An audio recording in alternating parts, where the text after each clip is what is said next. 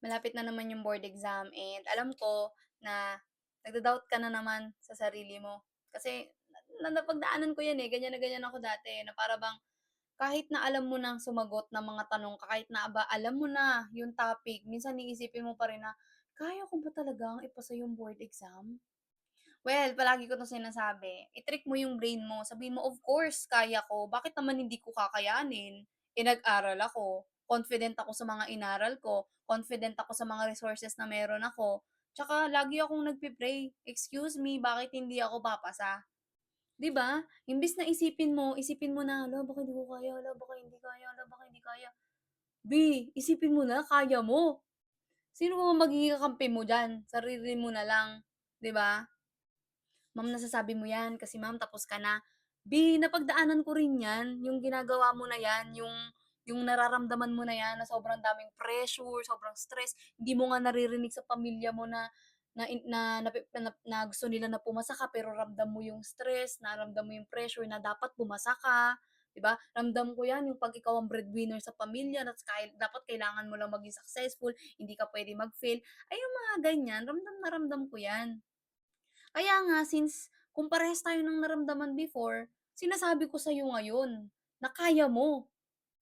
Basta alam mo na nagsikap ka, hindi ka nakinig sa mga balatuba diyan na sinasabi na, "Ay, kahit naman di ako nag-review, pumasa ako sa board exam, sarap putungan." 'Di ba, kung alam mo naman nag-prepare ka, alam mo naman na binigay mo talaga yung 100% mo diyan sa pag-aaral na 'yan, hindi ka dapat mag-doubt sa sarili mo. Tignan mo paglabas mo ng testing center nakangiti ka. It's not always the review centers, it's not always your, review materials, yung mga kung ano nung notes meron ka, yung mga Q&A na meron ka, hindi yan lahat diyan umiikot. Alam mo kung saan?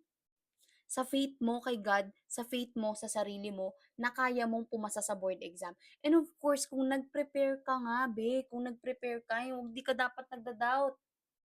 Kasi ang daming nagcha-chat sa'kin, eh. Hindi ko na alam kung paano ko kayo kakausapin. Makinig kayo sa'kin dito, dito na lang muna. Like, "Ma'am, kaya pa ba? Ganito na lang." B, ikaw lang ang makakasagot kung kaya mo ba i-take yung board exam this season.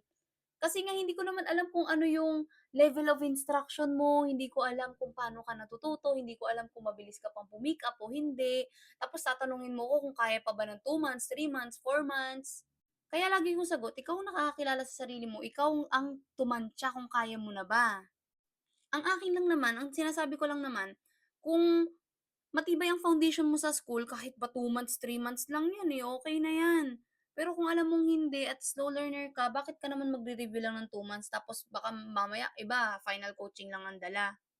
Tsaka huwag kayong makikinig dun sa mga balatuban na nagsasabi na pumasa ng hindi nagre-review ha, walang gano'n. Anyway, ilang araw na lang kung ikaw naman ay magte-take ng board exam, kaya mo 'yan. Congratulations agad, binabati kita ngayon pa lang kasi sumubok ka na, nag-take ka na magte-take ka na ng risk, nag-file ka na, congratulations agad, ang tapang mo be. Kasi hindi lahat merong courage na mag-take ng board exam. Pero ikaw, nag-risk ka, magre-risk ka, no? Nag-file ka na, 'di ba? Ang tapang mo, diyan pa lang magaling ka na. Diyan pa lang lumamang ka na. Huwag kang mag-alala, tatagos ka sa board exam. Kung hindi ka tatagos sa board exam, ewan ko kung saan ka tatagos.